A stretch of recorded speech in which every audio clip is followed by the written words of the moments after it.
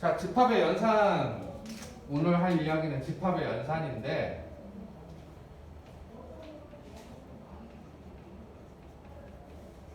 자, 집합의 연산은요, 크게, 자, 우리가 사칙 연산 수학에서 공부하듯이 집합의 연산도 크게 네 가지의 연산이 있어요. 똑같은 거야. 그런 연산에 대한 이야기인데, 그 연산에 대해서 이야기를 해보면, 첫 번째, 교집합이라는 게 있어요. 자, 교집합이라는 건 뭐냐면, 두 개 이상의 집합이, 뜻을 이야기하자면 두 개 이상의 집합에 공통된 원소를 말해요.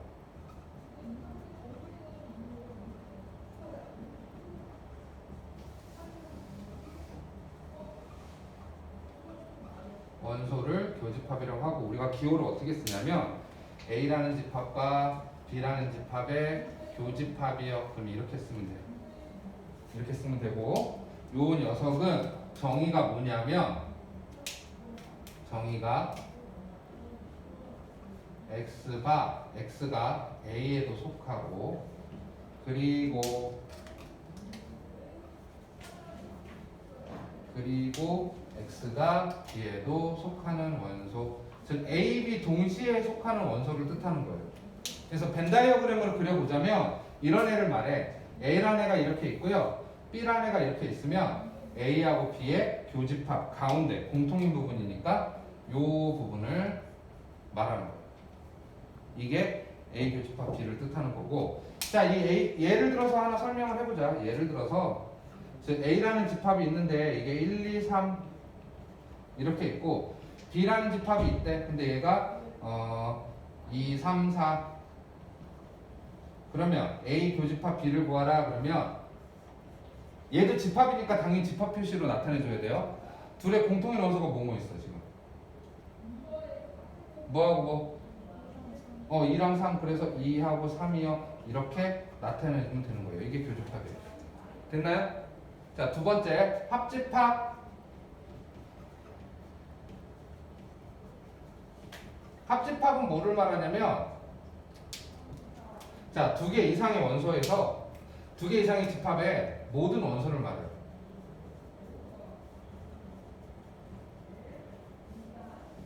집합의 모든 원소를 뭐라고 하냐면 합집합이라고 얘기합니다. 즉, 다 합쳐놓은 거야. 그래서 얘는 어떻게 쓰냐면 A 합집합 B U라고 써요. 그래서 요 녀석은 우리가 어떻게 표현하냐면, 나타내자면 X가 A에 속하고, 또는 A에 속하거나 또는 어디에 속하는 거? X가 B에 속하는 원소들을 합집합이라고 합니다. 그래서 벤 다이어그램으로 나타낸다면 A라는 녀석이 이렇게 있고 B라는 녀석의 집합이 이렇게 있다면 A 합집합 B는 어디를 말할까? 이 부분을 다 말하는 거예요. A에 들어가 있거나 B에 들어가 있으면 다 되는 애들. 그래서 마찬가지로 예를 들어서 A라는 집합이 1, 2, 3이고 B라는 집합이 2, 3, 4다 그러면 A 교 B는 뭐를 뜻한다? A 합 B는 1, 2, 3, 4 이렇게 뜻해요. 1, 2, 3, 4 얘네들을 뜻해요. 됐어요 여기까지? 이게 교집합과 합집합에 대한 이야기예요. 됩니까? 그러면 자 봐봐. 세 번째, 차집합.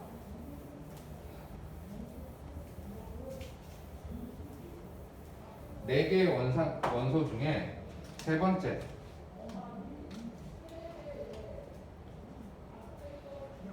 차집합. 차집합은요, 쉽게 얘기하면 그냥 이렇게 얘기할 수 있어요. 두 집합에서 A, B 두 집합 안에서 B를 뺀 나머지 A.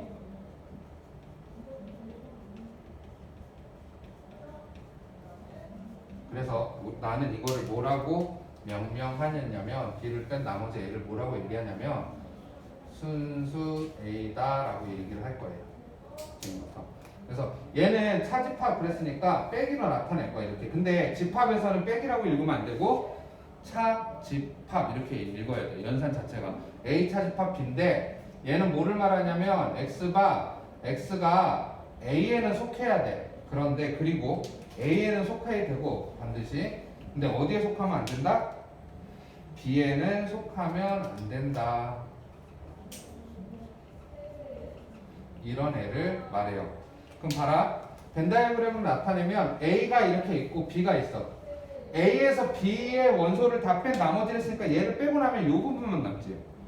그치? 즉 얘는 뭐를 뜻하냐면 이 부분의 영역을 말해요. 그래서 나는 이 부분의 영역을 뭐라고 얘기하는 거냐면 순수 A다. 순수하게 A 혈통이다. A하고 B하고 겹쳐놓은 게 아니고 순수하게 A만 갖고 있는 애다. 이렇게 얘기를 해요. 그럼 봐라. 얘도 예를 들어서 나타내 볼게. A라는 애가 1, 2, 3 B라는 애가 2, 3, 4다. 그러면 A 차집합 B는 뭐를 뜻할까? A 차집합 B는 A에서 B가 갖고 있는 애들 뺀 나머지. 그럼 누가 남아? 1 남지. 그래서 얘는 1이 되는 거예요. 이렇게 해서 1이 되는 거예요. 됐습니까? 이게 차집합이에요. 그 다음 여집합.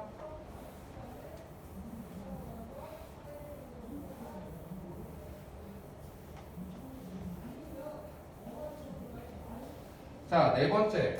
여집합을 보면요. 자, 여집합을 하려면 여집합도 쉽게 얘기하면요. 얘는 뭐냐면 나를 뺀 나머지예요. 여집합은 나 자신을 뺀 나머지인데 이 여집합의 개념이 있으려면 나를 뺀 나머지를 했으니까 뭔가 이렇게 한정적이어야 되잖아. 그래서 뭐가 나오냐면 전체 집합이라는 게 새로 하나 나오고 이것도 인위적으로 만든 거예요. 그러니까 어떤 범위를 정해 놓은 거야. 내가 이만큼 안에서 이렇게 해서 전체 집합 우리가 뭐라고 쓰냐면 U라고 써요. 이렇게 써서 여기 안에 A라는 녀석도 있을 수 있고 B라는 녀석도 이렇게 있을 수 있고 C라는 녀석도 뭐 여기 집합이 있을 수 있다. 근데 얘네를 어느 범위 내에서 이 전체라는 이 범위 내에서만 한정적으로 있다라고 이야기를 하는 거예요. 이게 전체 집합을 말하는 거예요. 그러니까 인위적으로 만든 하나의 범위야. 이 집합들이 다 들어가 있게 하는 하나의 범위인 거야. 그냥 그렇게만 생각하면 돼요. 자, 그랬을 때 여집합이라는 건 어떻게 나타내냐면 A 여기다가 C제곱처럼 C라고 써요. 그럼 이게 A 여집합의 기호고 얘는 뭐를 뜻하느냐면 자, 나를 뺀 나머지를 쓰니까 나는 속하면 돼? 안 돼? 속하면 안 되겠죠. 그죠? 그리고 얘는 어디에 속해야 돼? 한정되어 있는 범위 전체에는 속해야죠. 그래서 X가 전체에 속하는 녀석을 뜻합니다. 그래서 얘도 벤 다이어그램으로 나타내면 어떤 애냐면 A에 이렇게 있을 때 A를 뺀, 나를 뺀 나머지를 했으니까 어디를 말하는 거야? 이 바깥에를 말하는 거예요. 결국. 그래서 얘도 예를 들면 A라는 녀석이 1, 2, 3 전체가 1, 2, 3, 4다. 그러면 나를 뺀 나머지는 결국 누가 되는 거야? A의 여집합은 4가 되는 거죠. 그래서 보통 우리가 이런 식으로 나타낼 때 전체 집합이라는 애는 나머지 애들을 다 포함해야 돼요. 포함하게끔 전체를 설정해 주는 거예요, 범위를.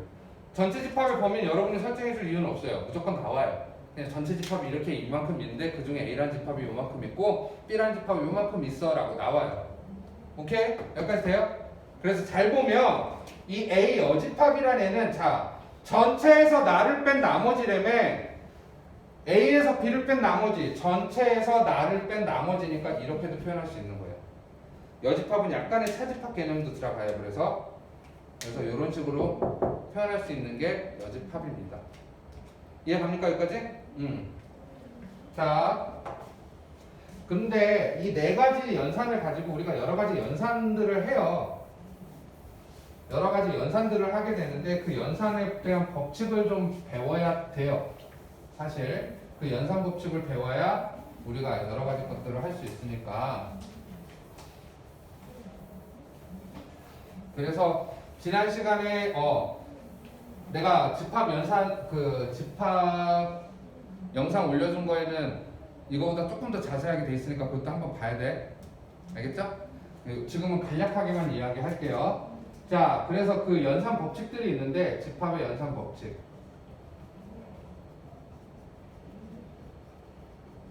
이거에 대해서 좀 알아보도록 해요. 다섯 번째 집합의 연산 법칙이라는 게 있는데, 자, A 교집합 B랑 B 교집합 A는 같아요. A랑 B랑 공통인 거나 B랑 A랑 공통인 건 똑같겠죠. 자, A, B 순서가 바뀌었다. 우리 이걸 뭐라 그래요?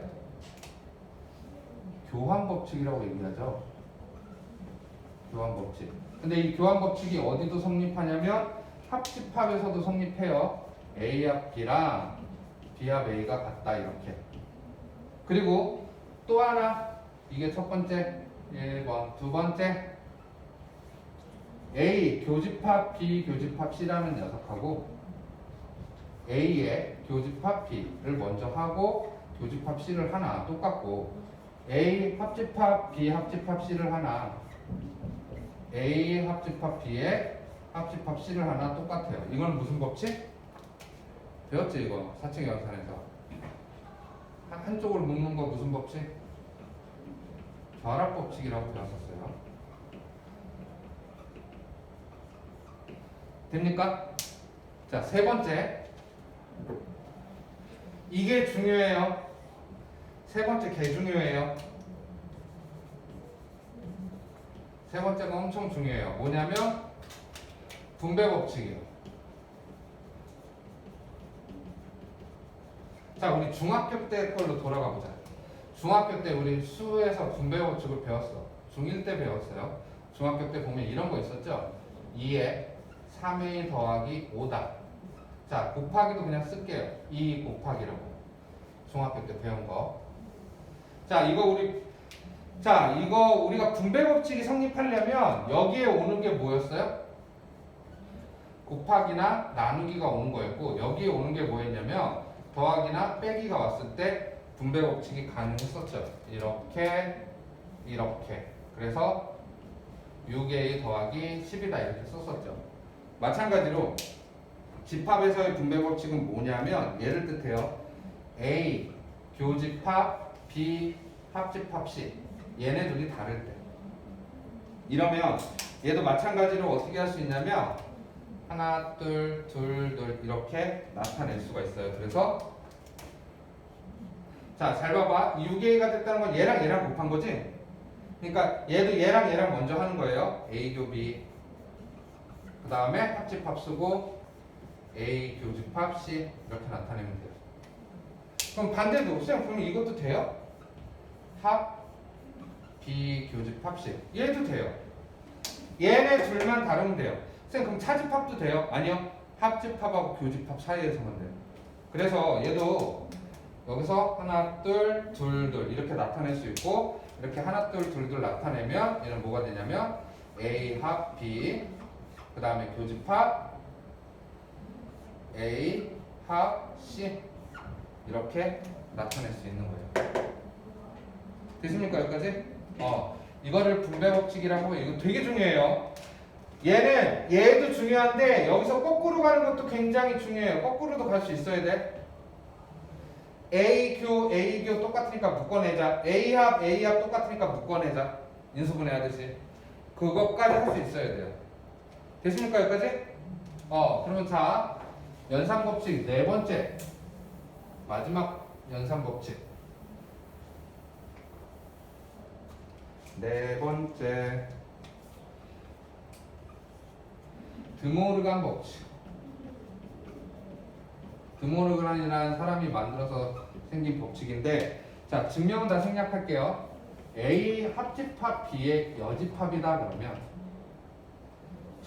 이 A 합 B를 전체를 여집합할 수도 있잖아. 얘네를 뺀 나머지니까. 근데 얘는 누구랑 같냐면 A 여집합 얘를 뒤집어 B 여집합 이렇게 돼요.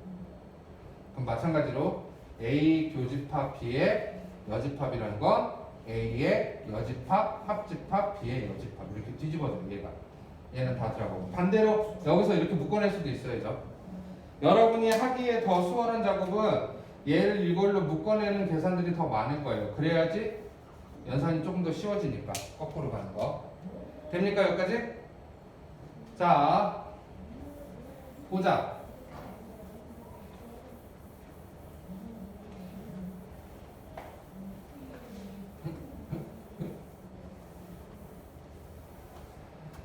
자, 다섯 번째.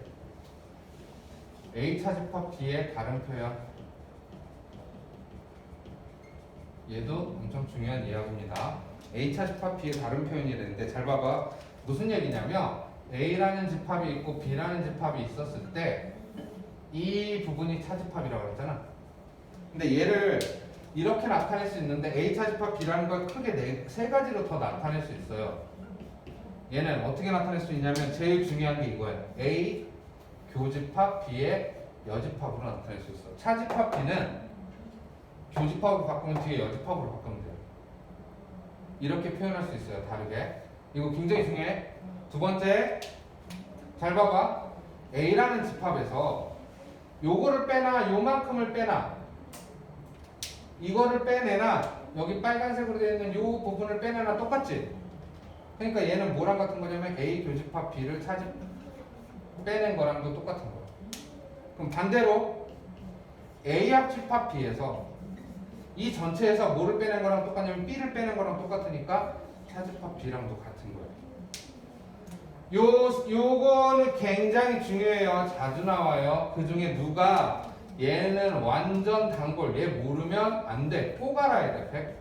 얘는 학교 시험에 한 문제가 나오는 게 아니고 이용되는 걸로 수두룩하게 계속 나올 거예요. 한 문제가 아니야. 집합에서. 이해 갔어요? 자, 여섯 번째. 이 집합의 연산 법칙들 중에 여섯 번째. 여집합 관련. A의 여집합에 다시 여집합을 하면 뭘까? 나를 뺀 나머지 그거를 뺀 다시 나머지면 돌아오겠지. A로. 공집합의 여집합은 아무것도 없어. 그걸 뺀 나머지는 뭐야? 아무것도 없는 걸 뺀 나머지는 뭐겠어요? 전체. 그러면 전체의 여집합은 뭐가 될까? 전체를 뺀 나머지는 뭐가 있어? 전체 집합의 전체를 다 드러냈어. 없애버렸어. 그럼 뭐가 남아? 아무것도 안 남지. 공집합. 이해하는 거야, 그지? 그래서 요거를 가지고 이제 라이트센을 문제를 좀 풀어보도록 할게요.